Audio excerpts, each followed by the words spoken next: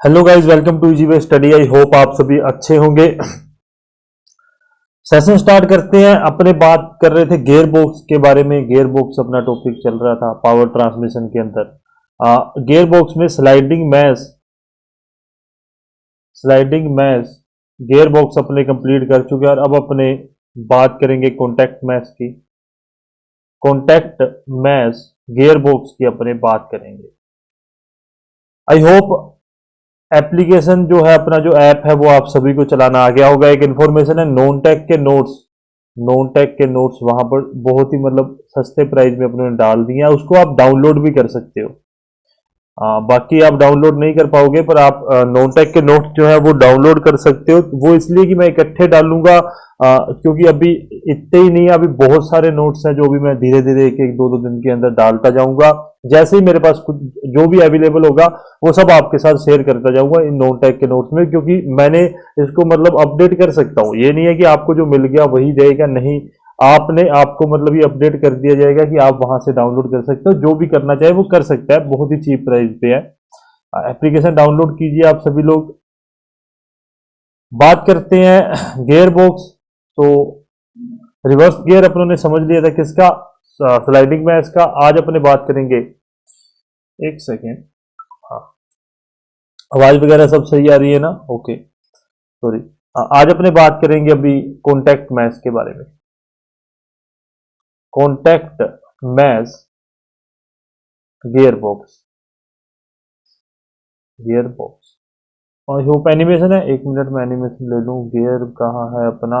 Gear box ये रहा। Gear box के अंदर एनिमेशन नंबर 17।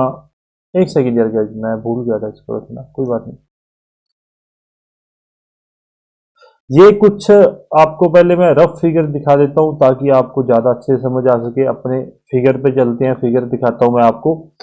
एनिमेशन इसीलिए ली जाती है, आपको हर एक बात आसानी से समझ आती रहे। एनिमेशन लेने का कारण ही ये है। कुछ इस प्रकार से दिखता है contact mesh gear box. Contact mesh का मतलब देखो, स्लाइडिंग मैश में क्या था, वो स्लाइडिंग और कॉन्टैक्ट में ये एक प्रकार से इस तरह से जुड़ जाएंगे। और फोटोज भी होंगी अपने, वो भी देखते हैं। फोटो जो अपने पास है उसको आप समझना आराम से, इसीलिए फोटो को रखा जाता है। ये है, ये एक सेकेंड। अब आपको थोड़ा सा मैं फिगर समझा के आपको आगे बढ़ेंगे। अपने पढ़ने वाले पढ़ लेना, मैंने इसीलिए रखा है। वही सब फालतू की बातें हैं इसके अंदर। जो आपको फिगर है, फिगर को ही लिख दिया गया है सब्जेक्टिव के तौर पे। आपको पढ़ना चाहते हो पढ़ लेना। इंग्लिश में, हिंदी में किसी को कोई प्रॉब्लम नहीं है कि हिंदी वाले पढ़ सकते हैं, इंग्लिश वाले भी पढ़ सकते हैं। अब देखिए होता क्या है स्लाइडिंग, सॉरी, कॉन्टैक्ट मैश में क्या होता है। बेसिकली आप दो गियर का कॉन्टैक्ट एक दूसरे के साथ करवाते हो, ठीक है। ये क्लच डोग जो आप देख रहे हो ना, ये क्लच डोग, स्लाइडिंग डोग जिसे अपने कहते हैं, ये वाला, ये जाके गियर के साथ मैश होता है। ये जाके गियर के साथ मैश होता है, चाहे वो 7 के साथ हो जाए, इधर 6 के साथ हो जाए, चाहे 8 के साथ, चाहे 1 के साथ, वो जाके मैच होता है। और याद रखना, 1 और 2 तो जो है वो रेगुलर अपने कॉन्टैक्ट में है ही सही, क्योंकि जो ले शाफ्ट है या जिसे अपने काउंटर शाफ्ट भी कह देते हैं, उस शाफ्ट को चलाने के लिए 1 और 2 नंबर गियर रेगुलर घूमते रहते हैं। आइडलर गियर का मैंने कल ही बता दिया था, रिवर्स घूमता है, तो रिवर्स गियर के लिए अपने यूज में आता है। सब चीजें अपने बात कर चुके हैं। आउटपुट शाफ्ट, स्पिलाइन शाफ्ट इसे कहा जाता है। अब आपको समझ आ रहा होगा कि ये जो डोग है ना, ये वो डोग है। सॉरी, एक सेकेंड। ये इतना सा देख रहे हो ना आप, ये वाला, ये वाला है ना, ये वाला, ये ये जो हिस्सा आप देख पा रहे हो, ये वो डोग है। और जैसे ही इस लीवर को इधर किया जाएगा तो ये किसके साथ, रिवर्स गियर के साथ मिल जाएगा, जिसे 6 नंबर दिया गया था। जैसे ही इस लीवर को इधर कर दिया जाएगा तो ये इस गियर के साथ मिल जाएगा जाकर, ठीक है। उसी प्रकार से जैसे इस लीवर को इधर कर दिया जाएगा, ये जो डोग है वो इस गियर के साथ मिल जाएगा जाकर। इस प्रकार से काम करता है। एनिमेशन में आपको समझ और अच्छे तरीके से आ जाएगा। रुक जाओ, अपने ड्रॉइंग कर लेते हैं। वेट करो एक सेकेंड। ब्लैक पेन, और देखो समझने वाली बातें हैं, समझ के तो अच्छे रहोगे। अब देखो, न्यूट्रल पोजीशन,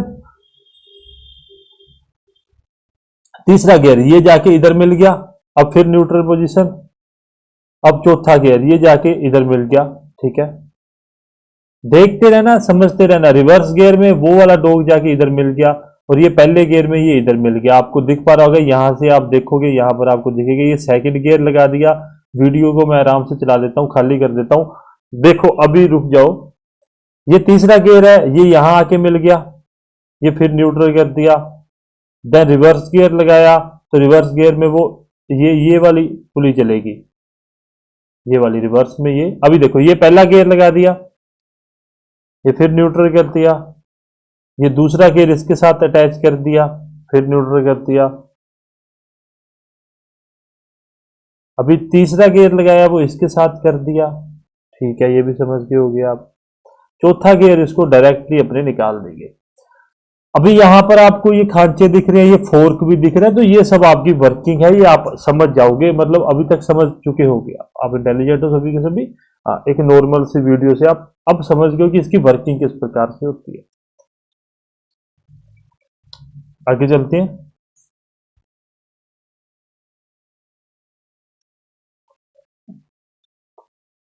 काम किसका है? काम है सिर्फ और सिर्फ इस डॉग का। ये डॉग जाके गियर के साथ मिल जाएगा और मिलने के बाद में उस गियर को घुमाने लग जाएगा। काम है इसका। किस प्रकार से, वो आगे बात करते हैं। Figure 3.21 show the construction of the contact mesh type gear box having 3 forward and 1 reverse speed. मतलब इसमें क्या है, 3 तो गियर हैं और एक रिवर्स गियर अपने को देखने के लिए मिलता है। हिंदी में भी समझाता हुआ चल रहा हो तो साथ के साथ चलते रहना। In this type of gear box are in constantly in mesh and dog clutch. Dog and mesh clutch के द्वारा इसको एंगेज और डिसएंगेज किया जाता है। The dog clutch D1 and D2 are mounted on the main shaft. जो dog clutch D1 और D2 है वो क्या है, मेन शाफ्ट के ऊपर। ये जो शाफ्ट है ये मेन शाफ्ट है अपने, इसके ऊपर माउंटेड है। Reverse gear whether the D1 is place between the lower gear and reverse gear. ये ध्यान में रखना। D2 किस में है, D2 तो है क्लच गियर और रिवर्स गियर में, और D1 जो है वो लोअर गियर और रिवर्स गियर के अंदर लगा हुआ है। The spline are provided on the main shaft for the linear movement of dog clutch can be slide on the shaft and rotating along with it. मतलब डॉग क्लच क्या है, shaft के साथ घूम भी सकते हैं और उसके ऊपर मतलब स्लाइड भी हो सकते हैं। ठीक है, स्लाइड मतलब फिसल भी सकते हैं। All gear are rigidly fix on the counter shaft. मतलब जो गियर है वो फिक्स रहेंगे, जो डॉग है वो मूवमेंट करेगा। इस बात को ध्यान में रख लेना, इतनी बात है। अभी देखो मैं पहले दिन से कहता हुआ आ रहा हूं कि मैं सिर्फ और सिर्फ आपको समझाता हुआ चलूंगा, लिखवाने वाली चीजें इसमें कुछ भी नहीं है। समझते हुए चलना, लिखवाएंगे। लिखवाने वाला पहली बात कुछ इतना लंबा चौड़ा है नहीं है, क्योंकि थ्योरेटिकल ये नहीं है पोर्शन। ओके साहब, ठीक है जी। ये आ गया फर्स्ट गियर। कौन सा gear, first gear of contact mesh. Contact mesh का फर्स्ट गियर। फर्स्ट गियर में अपने क्या करेंगे, D1 को अटैच कर देंगे 7 नंबर गियर पे। स्ट्रक्चर याद कर लेना, याद करना है।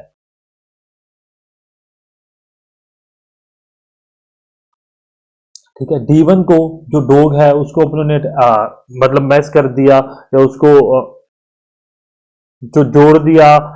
आप कुछ भी उसको कांटेक्ट में ले आए, किसके साथ, 7 नंबर गियर के साथ। आगे चलते हैं। अभी फोटो जी है, मैंने सभी फोटो ही रख रखी है। मैंने पहले भी आपको कहा कि अभी अपने फोटो पे फोकस करके चल रहे हैं।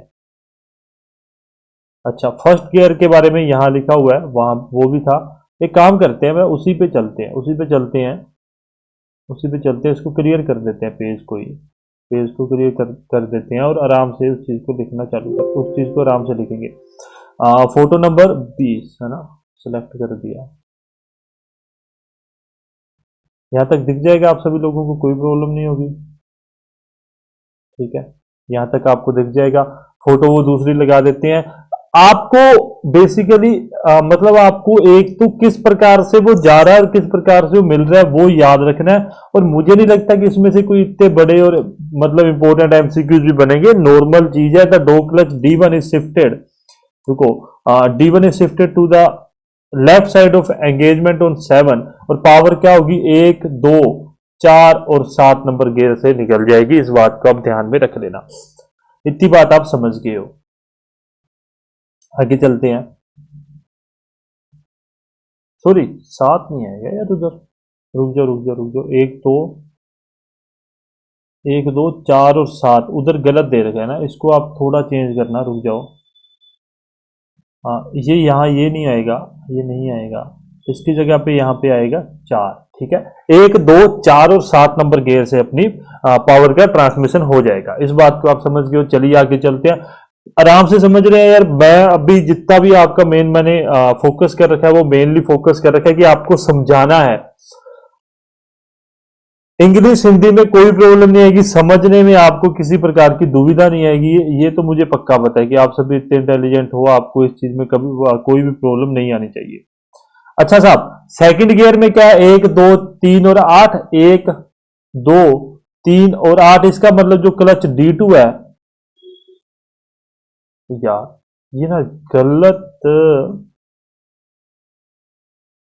अच्छा हाँ, D1 D2 अपनों ने ऐसे दे रखा है, याद रख लेना D1 D2 को। D2 जो क्लच सॉरी डॉग है वो मैच हो जाएगा जाके किसके अंदर, 8 नंबर गियर के अंदर। ये बात भी आप ध्यान में रख लेना। बेसिकली स्ट्रक्चर और उसका पावर ट्रांसमिशन का तरीका याद रखना है। फटाफट सिलेबस करेंगे, बहुत जल्दी सिलेबस करेंगे, उसके बाद में MCQs के लिए वर्क करना है, वो देखेंगे।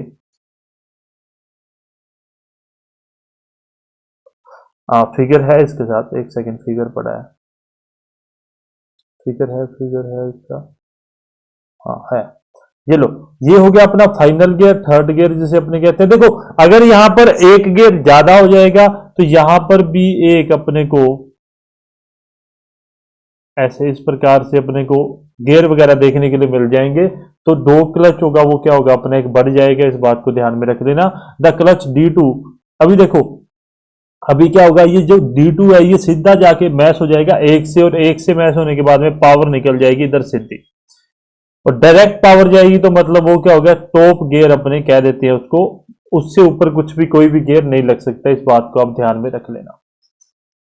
ठीक है, देखो हिंदी वालों को कोई प्रॉब्लम नहीं आएगी, मैं बार बार ये बात करूंगा, dog clutch D2 is move left, क्या है, डो क्लच D2 है वो मूव हो जाएगा लेफ्ट में टू एंगेज विद गियर 1। मैं लिख देता हूं आपको ना ये चीज, हाँ, डॉग क्लच, कुत्ता क्लच लिखूं क्या, डॉग क्लच D2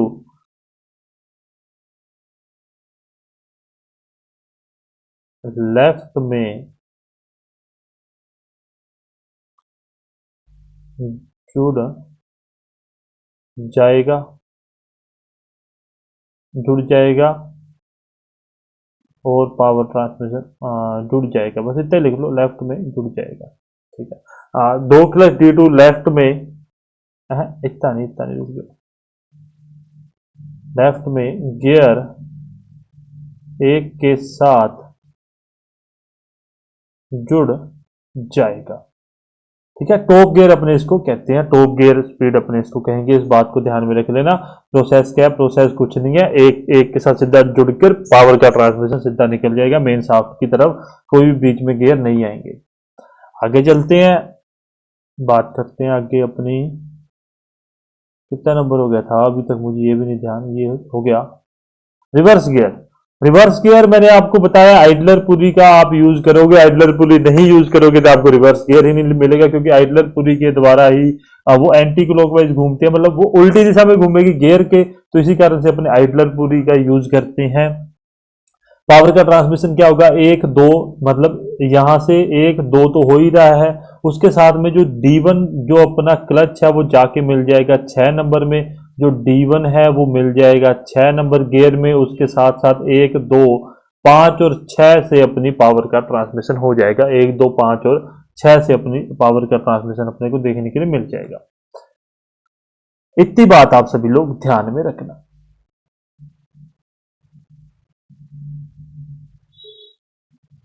ओके, चलिए आगे चलते हैं। वर्किंग समझ ली, एडवांटेज वगैरह जो बातें हैं वो आपको समझना जरूरी है, वहीं से MCQ उठ के आते हैं, ये सब तो नॉर्मल नॉर्मल बातें हैं।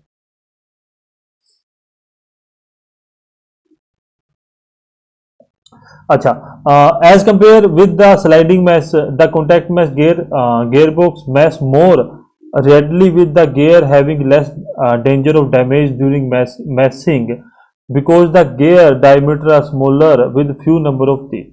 So this type of this type has more defected when compared to psychometric type. रुक जाओ, मैं बताता हूँ आपको। हिंदी में भी लिखते हुए चलते, मैं इसको इरेज कर दूं, साइड में थोड़ा सा साइड में लिख दूं। एक सेकंड रुक जाओ यार। हाँ, मैं इसको इधर ले आऊं, नहीं इधर ले आऊं ताकि हिंदी में भी कर सकूं। As compare with the sliding mesh type, मतलब स्लाइडिंग मैश की तुलना में, रुको, स्लाइडिंग मैश की तुलना में, या मतलब उसे कंपेयर कर रहे हैं, contact mesh gear box mesh more readily with the gear having less danger of damaging during meshing because the gear diameter is smaller with few number of teeth। मतलब तुलना में कॉन्टैक्ट मैश के gear कम damage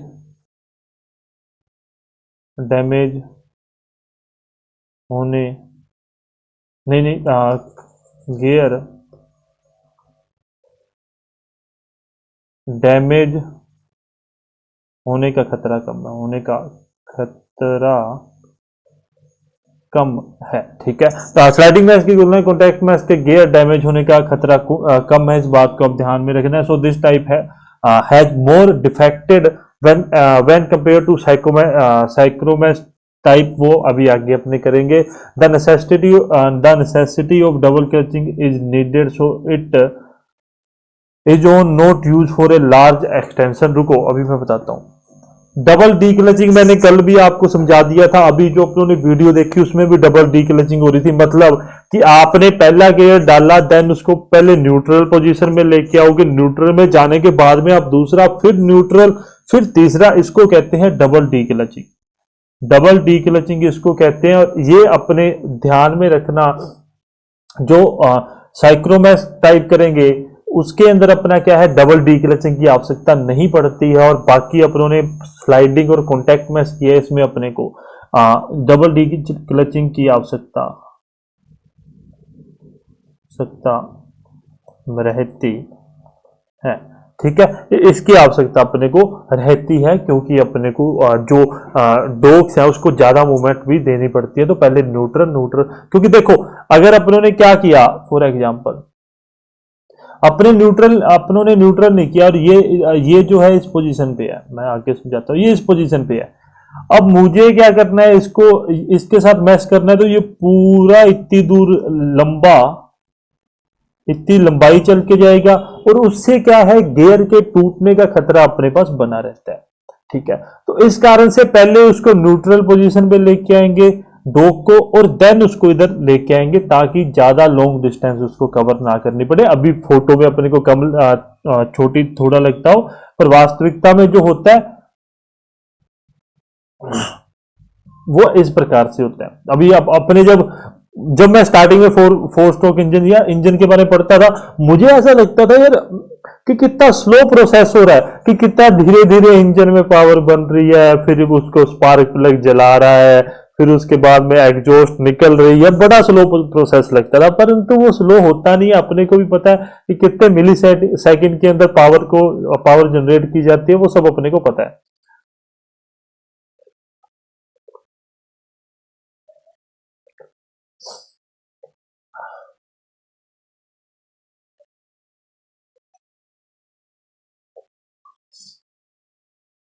अच्छा, मैंने आपको शायद पिछली बार ये लिखवाया नहीं है ना, रुक जाओ यार, ये चीज तो रह गया। सुनो, हेलिकल और डबल हेलिकल टीथ यूज किए जाते हैं as compare to spur gear, क्योंकि स्पर गियर अपने यूज करते हैं, spur gear we can use spur gear अपने किसमें यूज करते हैं, स्पर गियर अपने यूज करते हैं स्लाइडिंग मैश में, स्लाइडिंग मैश में यूज करते हैं।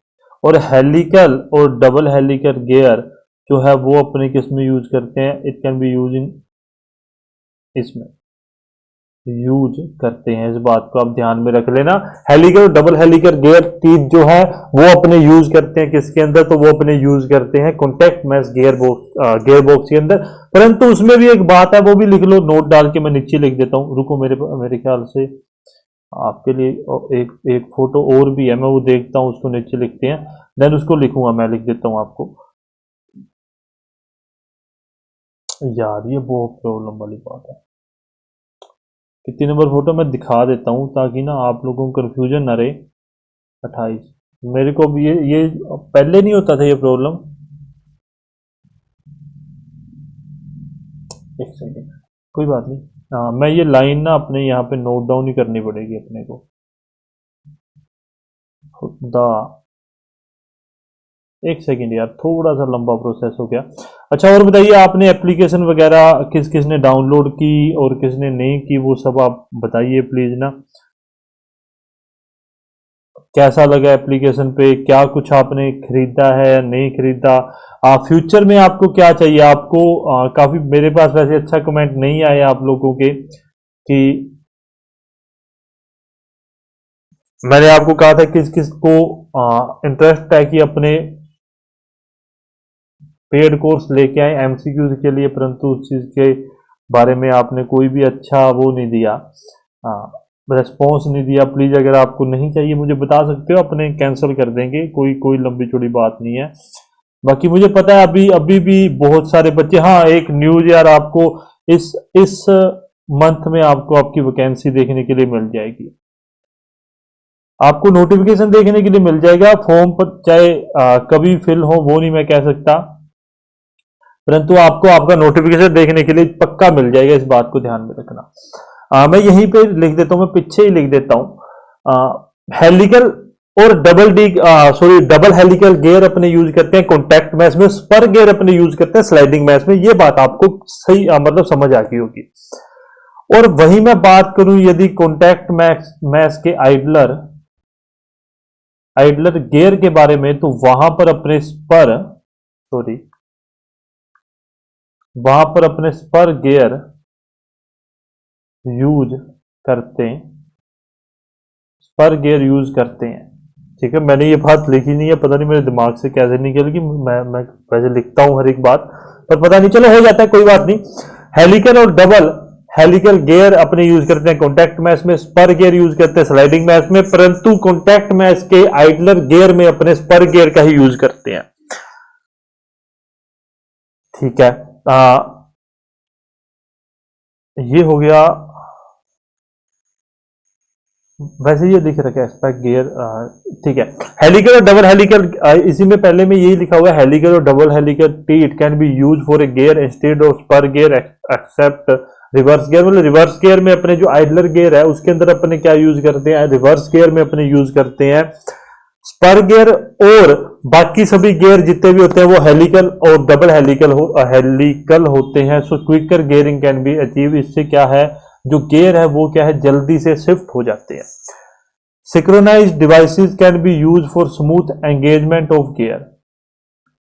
ठीक है, वही है कि आप स्मूथ एंगेजमेंट ऑफ गियर कर सकते हो, इसके एडवांटेज ही है, आप ये बात ध्यान में रखना। Only damage occur on the dog clutch teeth and not the teeth of the gear wheel. जो डैमेज आएगा वो बेसिकली ज्यादातर किस पे आएगा, सिर्फ डो क्लच टीथ पे ही आएगा। ये नहीं है कि उससे पूरे का पूरा गियर में ही प्रॉब्लम आ रही है, पूरे का पूरा गियर ही खराब हो रहा है, ऐसा नहीं होगा। सिर्फ डो क्लच के टीथ है वही अपने डैमेज होंगे। Once the dog clutch are engaged, there is no motion between their teeth, but the power is transmitted through the sliding action of the teeth of the one wheel of those two। जो कहानी समझाई है वो लिख लेना, इसको मत याद करना। जो मैंने कहानी समझाई है ये वो कहना चाह रहा है कि अपने जब डॉग क्लच को एंगेज करते हैं तो वो क्या है, पावर ट्रांसमिशन में अपना साथ देता है, उसमें किसी प्रकार का घूमने वाला मोशन तब उसका बंद हो जाता है। ठीक है, इस बात को आप ध्यान में रख लेना। हाँ, आगे चलते हैं। कॉन्टैक्ट मैच शायद खत्म हो चुका है, बिल्कुल बिल्कुल कॉन्टैक्ट मैच खत्म। अब आ जाओ मेन चीज में, साइक्रो मैच। साइक्रो मैथ्स यूनिट के बारे में अपने डिस्कस कर लेते हैं।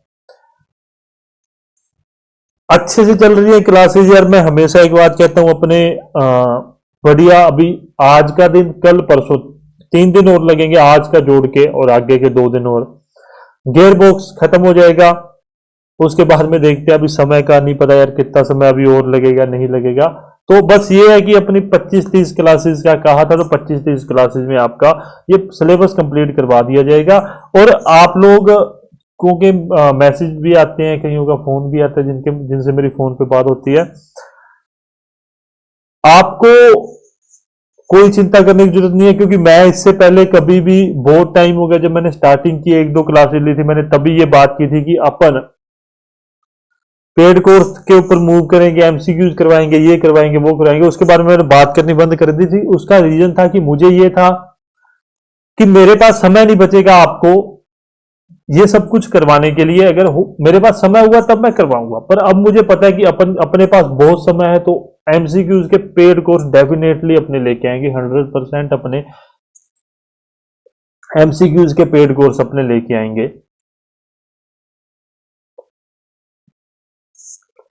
प्राइस जो भी आप कह दोगे आप लोगों के लिए सूटेबल लगेगी, मैं पोल रख दूंगा, आपको जो भी अच्छा लगेगा आप बता देना। उसके बाद में डिसाइड कर लिया जाएगा, जैसा भी जो भी होगा देन अपने उसके बाद में देखेंगे क्या किस प्रकार से साइक्रोमैक्स की क्या उसका जो ऐसा प्राइस जो आप सभी के लिए अच्छा हो, ठीक है, जो आपको भी लगेगी यार हाँ ठीक है सर, हमने आपसे फ्री ऑफ कॉस्ट भी पढ़ लिया, अब आप पेड लेके आ रहे हो तो हम आपकी हेल्प भी करना चाहते हैं। जो भी आपको अच्छा लगे, मार्केट प्राइस आप सभी को पता है, आपसे मैं एडवाइस जरूर लूंगा। आप हमेशा आपके लिए जो चीज की जा रही है तो वो आपके लिए ही होगी। आपके सामने है साइक्रोमैक्स गियरबॉक्स यूनिट। कुछ कुछ समझ आ रहा होगा क्या, कुछ देखो ये क्या है, ये अपना इंजन शाफ्ट, इंजन शाफ्ट या इनपुट शाफ्ट आप इसको कह सकते हो, जो क्लच से निकल रही है, ठीक है। हेलिकल गियर है दोनों के दोनों साइड, ये आपको समझ आ गया। ये क्या है, मेन से शाफ्ट है। ये क्या है, ले शाफ्ट है, या इसे अपने काउंटर शाफ्ट भी कहते हैं, काउंटर शाफ्ट भी अपने इसको कह देते हैं, काउंटर शाफ्ट, ठीक है। बड़ा आसानी से आपको 2-3-4 बातें समझ आ रही होंगी। क्या समझ आ रही है आपको कि सर ये कुछ ना दे रखा है, मैं पेन चेंज करता हूं। अभी तक हमने जो कुछ पढ़ा है ना, तो उस हिसाब से तो हमें यही समझ आ रहा है कि कहीं ना कहीं अपने को एक दूसरे जो गेयर है उसको अटैच एंगेज और डिसएंगेज करना होगा। मतलब अगर गेयर को चलाना है तो उसको किसी ना किसी चीज से एंगेज करना पड़ेगा, तभी वो गेयर चलेगा, नहीं तो ये दोनों गेयर ही चलता रहेगा, 1 2 3 और 4, ठीक है, कि नहीं तो सर यही चलता रहेगा। बिल्कुल आपने सही पकड़ा।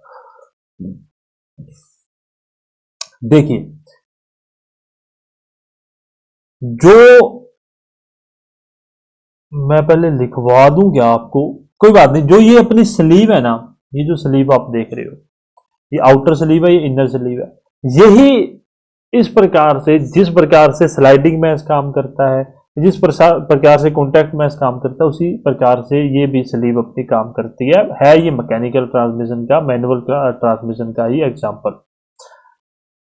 तो होता क्या है आप समझ गए हो। इसमें जो करने वाली बात है वो ध्यान में रखना कि जो मेल कोन है उसको तो गियर के ऊपर रखा जाता है, और फीमेल कोन है वो क्या है, वो अपनी स्लीव के अंदर लगी हुई रहती है। मतलब मेल कोन के ऊपर फीमेल कोन को कॉन्टैक्ट में लेके आते हैं और उससे ही गियर को घुमाया जाता है। इससे आगे भी हो सकता है, ये नहीं है कि इतना ही होता है। यहां पर फिर आप आगे चले जाओगे, आगे जाने के बाद में आपको फिर ऐसे ही एक स्लीव देखने के लिए मिल जाएगी, ठीक है, फिर आपको एक ऐसे ही स्लीव देखने के लिए मिल जाएगी, ठीक है। यहीं पर आपको गियर्स भी देखने के लिए मिल जाएंगे, जो जैसा भी गियर होंगे। तो इस प्रकार से ये चलता रहेगा, उसकी चिंता मत कीजिए, ये आपको एग्जाम्पल के लिए समझाया गया है। इतनी बात आप समझ गए। पहले अपने एक काम करते हैं, इसको लिख लेते हैं, देन लिखने के बाद में अपने आ, लिख लेते हैं, फिर उसके बाद में अपने और कुछ देखेंगे। लिख लो, हेलिकल, हेलिकल और डबल हेलिकल, हेलिकल और डबल हेलिकल हेलिका गियर्स यूज किए जाते हैं। गियर को चेंज, देखो अभी क्या था, अगर मैं वो सब कुछ लिखवाता जो मैंने आपको समझाया है तो अभी तक अपनी क्लास कंप्लीट होगी होती। मैं इसीलिए मैं मतलब है तो हिंदी सॉरी इंग्लिश में, परंतु तो हिंदी वालों को समझ आ जाए ऐसी इंग्लिश, और मैं समझाता हुआ भी चल रहा हूं आप लोगों को, ताकि आप अगर नोट्स बना रहे हो तो अपने हिंदी में नोट्स बनाते जाओ। गियर को चेंज करने के लिए उसे स्लो डाउन करने की आवश्यकता होती है, सॉरी स्लो डाउन करने की आवश्यकता नहीं रहती, नहीं रहती। इसमें आपको ये नहीं है कि आपको गियर को स्लो डाउन करना पड़ेगा, इसमें आप स्मूथली उस चीज को कर पाओगे। यह एक प्रकार का कॉन्टैक्ट मैस गियर बॉक्स है। बस इसमें डोग डोग क्लच को हटाकर सैंक्रोमैस यूनिट का यूज करते हैं। इस बात को भी आप ध्यान में रखोगे। आगे मैं लिखता हूं both helical gear and synchromesh unit are used in उन कार गियरबॉक्स, कार के गियरबॉक्स में मतलब इसको यूज किया जाता है, कार के अंदर अपने इसको इस व्हीकल को यूज करते हैं। हाँ फोटो का लिख रखा है तो नहीं, मैं आगे जो है वो लिख देता हूँ। एक दो बातें और लिख देता हूँ ताकि फिर अपने आगे जो भी फोटो है वो लगा सके। हाँ मैनुअल, अभी अभी अपने क्या पढ़ रहे हैं, फिर मैं बात कर रहा हूँ अपने क्या पढ़ रहे हैं, मैनुअल ट्रांसमिशन पढ़ रहे हैं। तो मैनुअल ट्रांसमिशन में सबसे smoothly, quickly and noiseless gearbox है। ठीक है, क्या है मैनुअल ट्रांसमिशन में स्मूथली, क्विकली और सबसे मतलब नॉइजलेस गियरबॉक्स है। इससे एक ही बात पता लगती है कि मैनुअल ट्रांसमिशन का सबसे अच्छा गियरबॉक्स कौन सा है, तो वो साइक्रोमैस है। फोटोज वगैरह देख लेते हैं, मैंने लगा रखी है तो अपने देखते हैं।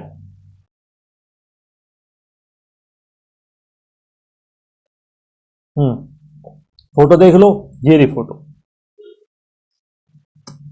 ठीक है, मैंने आपको पहले भी कहा था कि एक ही नहीं होगा, बस वो एक इसलिए दिखाया गया ताकि आपको अच्छे से समझ आ सके। मेल और फीमेल जो कौन है उसका काम याद रख लेना, और आपको इसके अंदर मुझे नहीं लगता कुछ भी आपको याद रखने की चीज है इतनी ज्यादा इंपॉर्टेंट। और फोटो देख लो।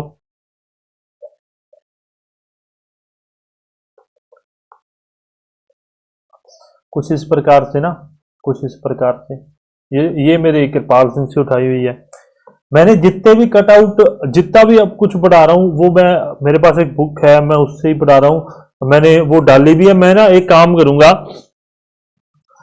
मैं टाइटल दे दूंगा, कुछ भी अगर आपको बुक चाहिए मैं वो भी ऐप पे डाल दूंगा, आप खरीद लेना वहां से, अगर आपको चाहिए, नहीं चाहिए तो रहने देना। क्या है ये, क्या है न्यूट्रल पोजीशन, ये जाके इधर वाले गियर पे मिल गया तो इसका मतलब ये मैच हो गया और गियर अपना जो पावर है वो ट्रांसमिशन हो रही है। इस प्रकार से काम करता है कौन सा गियर, अपना साइक्रोमेट्रिक यूनिट इस प्रकार से काम करती है, साइक्रोमेट्रिक नहीं सॉरी। हेलो, हाँ आवाज आ रही है ना, पता नहीं लगता सिस्टम का कुछ भी। बड़ा ना अजीब सा माहौल, बड़ा अजीब सा वातावरण आसपास हो रखा है, बस आप पूछिए मत। ओके, एडवांटेज क्या, gear change is very much simplify, मतलब साधारण साधारण तरह से gear change low wear in gear, gear में कम घिसाव घिसाव it allow uses of helical gear that run quietly, मतलब हेलिकल गियर से अपने क्या है शांति से अपने क्या है उसको, मतलब उसको रन कर सकते हैं। The design is very much complex, मतलब इसका जो डिजाइन है वो मुश्किल है। मैं सिंपल हिंदी में लिख रहा हूं यार, आप मेरे को ऐसे मत सोचना कि यार ये हिंदी कैसे बता रही हैं जैसी मेरे को हिंदी आती है मैं उस पर लिख रहा हूँ। डिजाइन क्या है, मुश्किल है। मेरे को लगता है अगली फोटो नहीं आएगी, पहले इसमें सब कुछ आ जाता था। आगे आगे रे आगे। इनिशियल कॉस्ट इज हाई, मतलब इसकी जो कॉस्ट है वो हाई है। Quick change of gear occur due to noise of crashing, मतलब यदि क्रैश होगा तब अपने पास अपने को नॉइज देखने के लिए मिलेगी गियर के अंदर। इतनी बात आप सभी लोग समझ चुके हो, और यहीं पर अपना मैनुअल ट्रांसमिशन जो है या मैनुअल, जिसे मैनुअल गियर बॉक्स से अपना वहां यहां कंप्लीट होता है। अपन अब बात करेंगे, एक सिस्टम आता है जिसे अपने कहते हैं ट्रांसफर बॉक्स, ट्रांसफर केस भी इसे कहा जाता है। इसे क्या कहा जाता है, ट्रांसफर केस भी कहा जाता है। क्या कहा जाता है मैं बताता हूं आपको क्या कैसा होता है ये ट्रांसफर केस भी इसे कहा जाता है। उसी के साथ साथ इसको यूज किया जाता है किसमें, 4x4 व्हीकल में। मैं बेसिकली इसका यूज बताऊं तो आपको ट्रांसफर केस का यूज क्या होता है मैंने आपको स्टार्टिंग में भी बताया था, जब मैंने 4x4 करवाया था तब भी आपको बताया था कि ट्रांसफर बॉक्स यूज किया जाता है 4x4 व्हीकल में।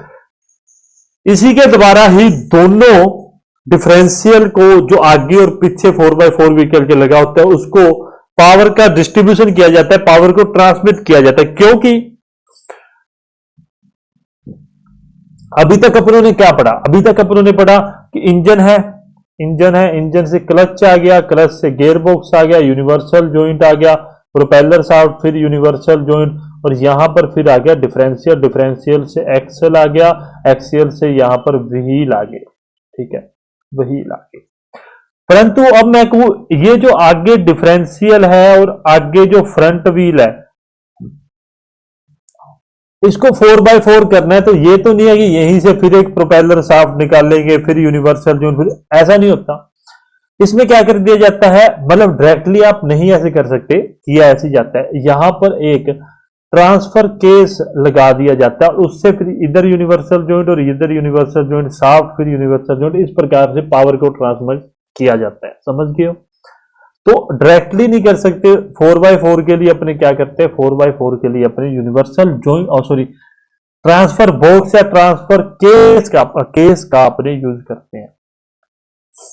फोटो है, फोटो देखते हैं यार, फोटो क्या कुछ लगा रखी है, मुझे तो मेरे को वास्तव में बताऊं, मुझे अभी याद ही नहीं है ये फोटो नंबर मैंने क्या कर रखा है। अच्छा 34 और 41 तो ही है भाई, रुक जाओ इसको हटा दो, उधर चलते हैं, आगे चलते हैं।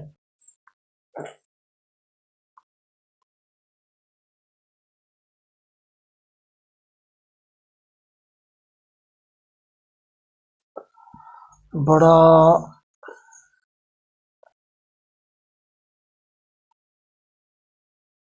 हाँ देखो, ए पोजीशन क्या कह रही है, वह ए क्या कह रहा है, पहले सबसे पहले देखो ये तो होगी अपनी इनपुट शाफ्ट। ठीक है, ये अपना एक प्रकार से आप दो क्लच कह सकते हो, दो कह सकते हो इसको। इनपुट शाफ्ट गियर हो गया, यहाँ पर आइडलर गियर हो गया, ये रेयर आउटपुट हो गया, ये अपना फ्रंट आउटपुट शाफ्ट होगी, मतलब यहां से आप फ्रंट को जाओगे, यहां से आप रेयर को जाओगे, यहां से तो आप फ्रंट को निकलोगे, फ्रंट के डिफरेंशियल को, और यहां से आप पीछे वाले डिफरेंशियल को पावर को ट्रांसमिट करोगे। ठीक है साहब, अब क्या होगा, अब क्या होगा उस बात को समझना कि जैसे ही इस डो को इधर अपने मतलब शिफ्ट कर देंगे, ठीक है, इधर अपने मैच कर देंगे, तब क्या होगा, ये जो पावर का ट्रांसमिशन है ये होता होता होता होता किधर चला जाएगा, रेयर वाली साइड चला जाएगा। मतलब ये क्या हो जाएगा, टू व्हील ड्राइव की तरह काम करेगा। ट्रांसफर, एक बात और भी ध्यान रखना, ट्रांसफर बॉक्स अपने को 2x4 भी दे सकता है, 4x4 भी दे सकता है, ये उसके ऊपर डिपेंड है, ये अपने कर सकते हैं। और जैसे ही अपने इस डॉग को इसके साथ अटैच करेंगे तो ये इस प्रकार से घूमेगा, और घूमने के बाद में ये दोनों के दोनों ड्राइव को दिया जाएगा।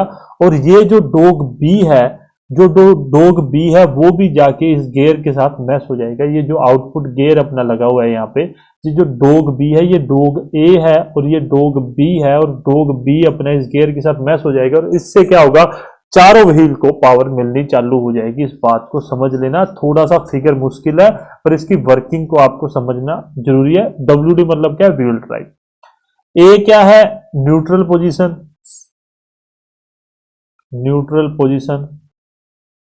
पोजीशन है। बी में क्या है, बी पोजीशन में क्या है, बी पोजीशन में शिफ्टर मैकेनिज्म ए से दो व्हील ड्राइव को पावर मिलती है। एक सेकंड गाइस,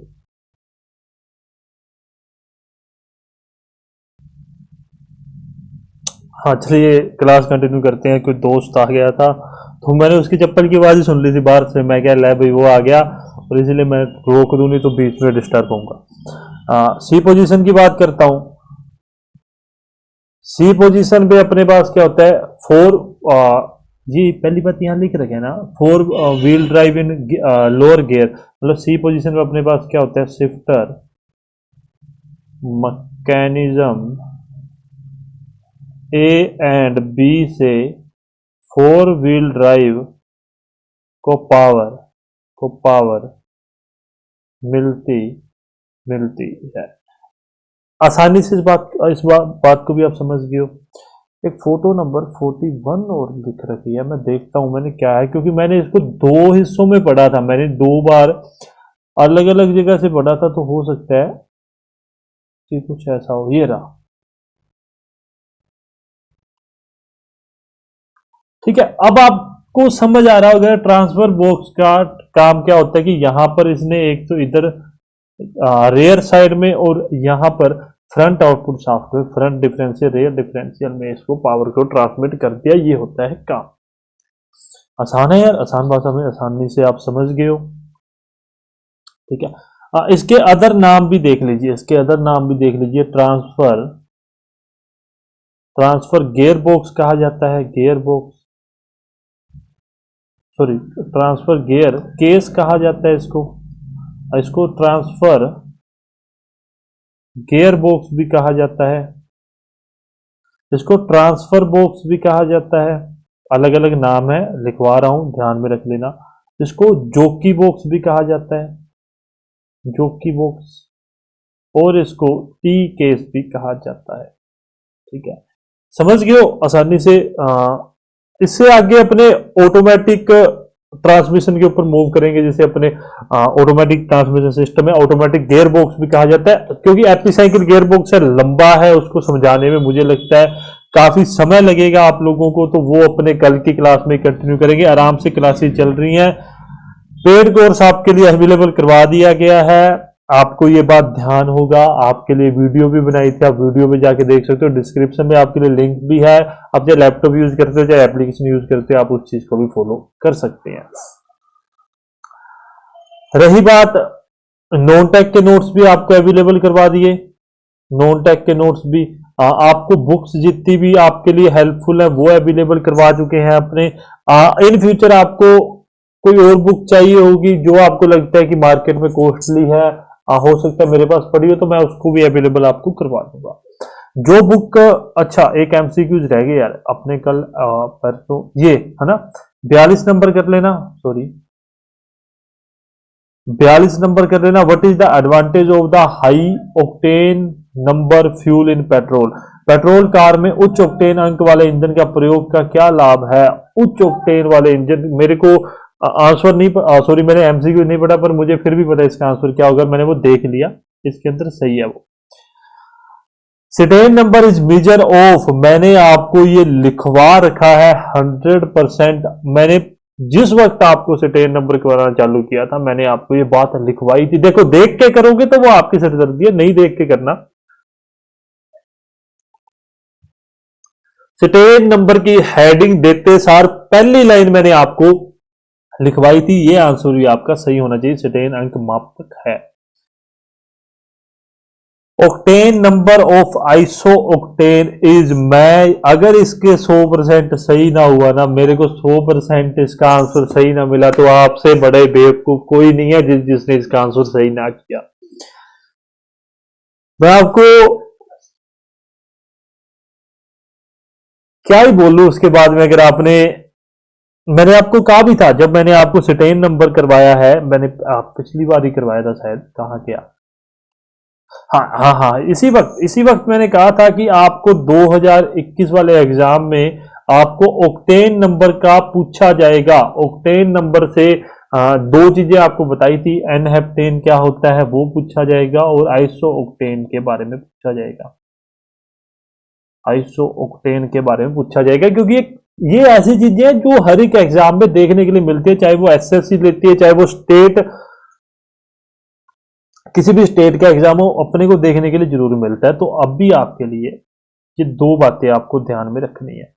इससे आगे बाद में करेंगे, आराम से चलने देते हैं। टेस्ट होगा, बहुत जल्दी टेस्ट होगा। जिस भी वक्त आपका पेड कोर्स लॉन्च किया जाएगा, आपका एक टेस्ट रखा जाएगा, एक टेस्ट रखा जाएगा। मैं उस उधर समझा देता हूं। जिस वक्त आपका पेड कोर्स लॉन्च किया जाएगा, एक टेस्ट होगा। उस टेस्ट में टॉप थ्री स्टूडेंट को, जो भी उस टेस्ट में हिस्सा लेगा, टॉप थ्री स्टूडेंट को 50% फीस जो है वो वापस कर दी जाएगी, उसको रिफंड कर दी जाएगी।